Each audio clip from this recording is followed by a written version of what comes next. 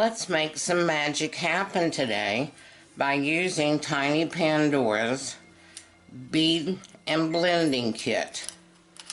You get 3 different sizes in very long triangle templates. You take the triangles and wrap them up just like we did the paper beads years ago.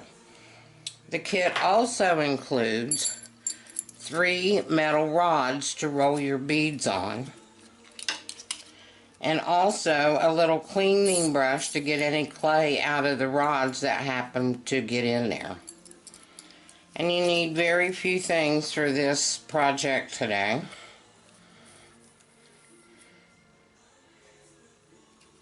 And again, I'm going to do the gold and black beads. And I've lined the sheet up again because I needed a wider sheet to work with. And I want to press these micas in a little bit harder than you would if you were just putting them on your clay. I'm taking one of Tiny Pandora's brushes in the Goldilocks series, and it's a soft brush but a little bit stiff. And I'm generously putting on mica powders so they'll go through the silk screen and the design will be really crisp. So let me get this finished here. I'm just brushing it on with a little bit of pressure, and once I take the silk screen off, I'm going to burnish the mica powders into the clay. Okay, I think that should have it. And I'm gently going to remove my silk screen. I will set it out of the way. And I'm actually taking a piece of paper that came in between my gold leaf sheets, and I'm setting it just on top and just rubbing the mica powders in, not applying a lot of pressure, but enough to where it's sticking the paper down to the clay and putting the mica powders a little bit more down in the clay than just not letting them sitting on top of the surface.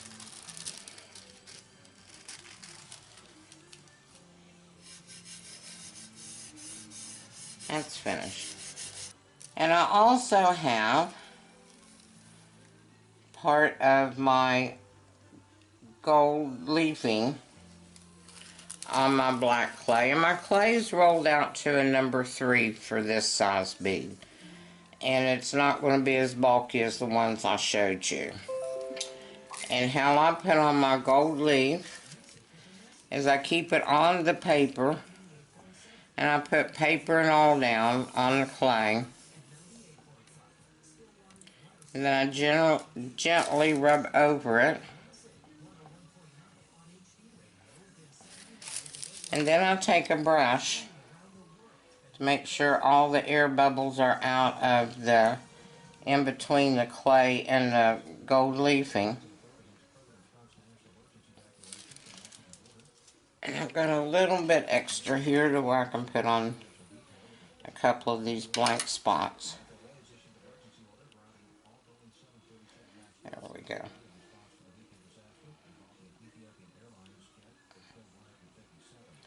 And I probably won't need all of this gold leafing for this project. Okay, on with the beads. In this kit also comes this mega blade. It's huge, it's sturdy, and it's going to cut the whole length of your templates in one cut, which is fantastic. So here's your template sizes. And what it basically goes on is the width of the end.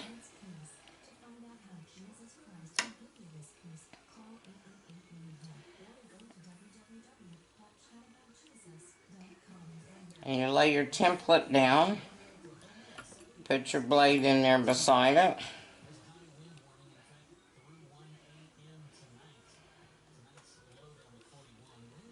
Press your blade down and cut it out.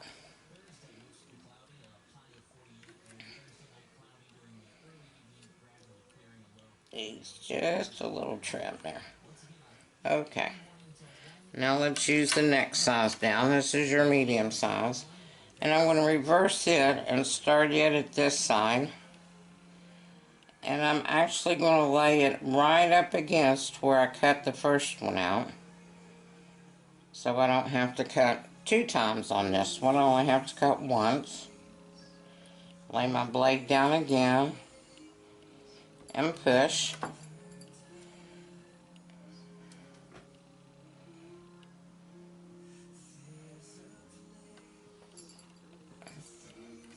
And trim off that end, make it even. Take that one up gently and put down the smallest one. And again, I'm going to do the same thing with this one. Lay it up against my other cut.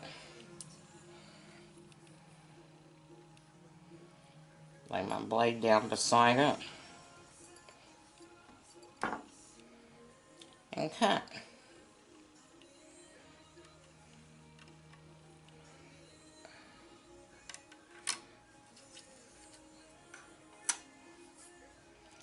Save your scraps on this.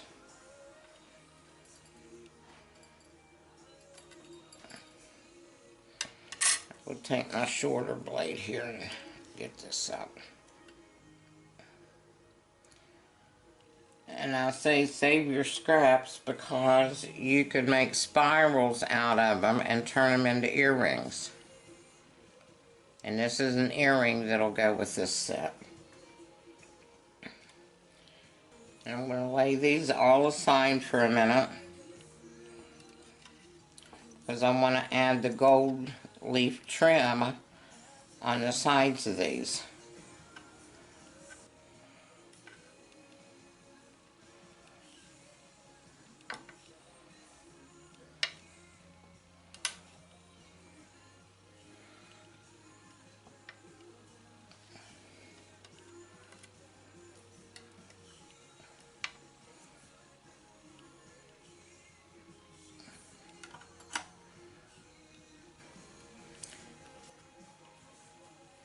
And I'm just going to cut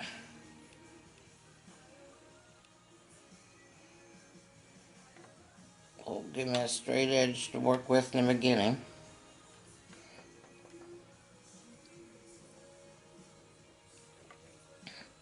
And I'm just going to cut really thin strips.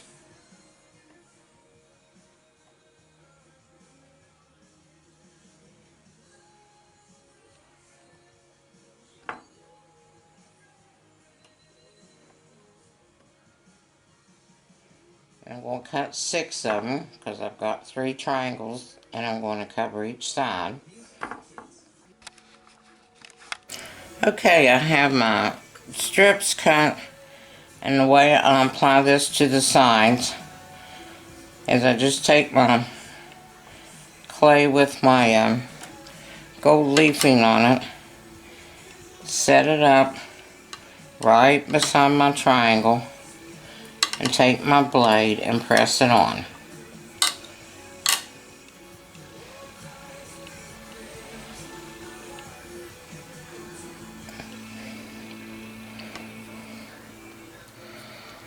And I'm going to do this one on the other side.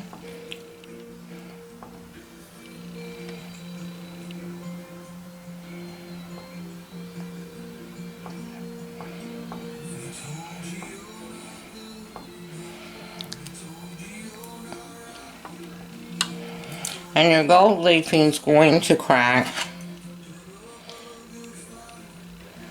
That's just normal for gold leafing, and that's okay.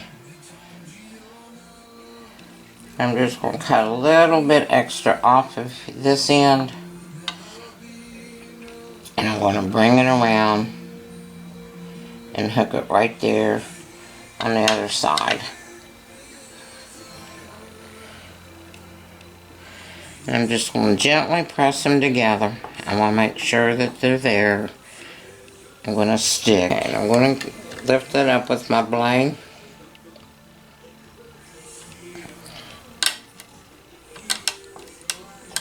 And make sure this side's on.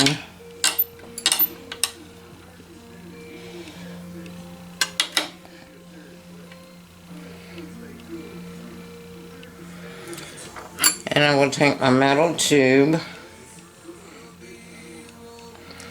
and I'm going to start rolling my clay on my metal tube.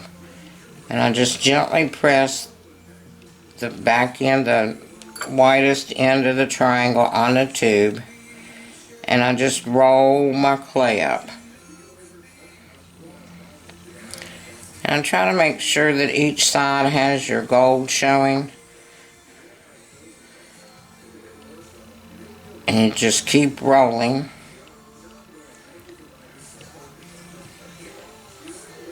And then make sure that your triangle's in the middle of that tube. And then I gently take it and I move the tube inside and out to make sure that I can get it off of the metal tube easily.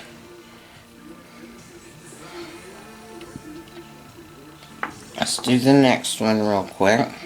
Doesn't take a long time to do these, and they're fine, and you can do all sorts of results, as you saw with some of the other ones that I've done.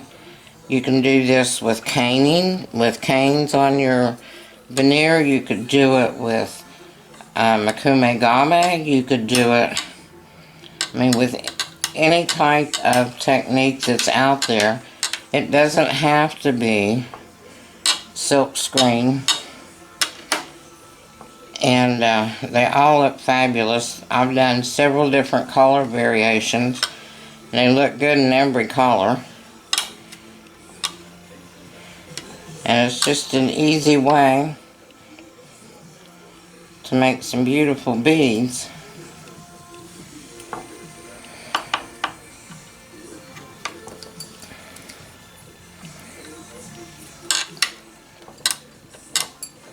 Just make sure it's on there.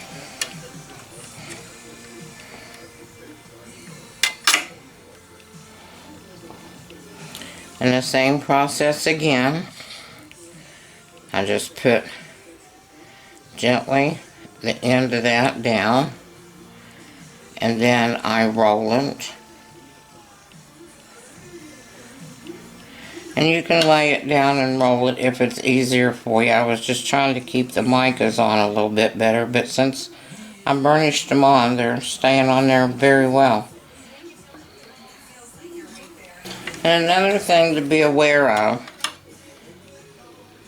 your holes in these beads are going to be as thick as this tube is. So when you're planning on stringing these, you've got to either put it on something thick like a suede cord or some type of ribbon or something that will hold, that hole, or either cover up the sides of these holes with something. I covered up some of the sides of mine with fancy bead caps, and I just flattened them out and put them up against these. Real quickly, let me show you how to do one of the spirals. And you can use a straight line on each side, or I'm actually going to use this little triangle. And you just do the same thing, put your end on your rod and just gently take it around and turn your rod at the same time to give a spiral.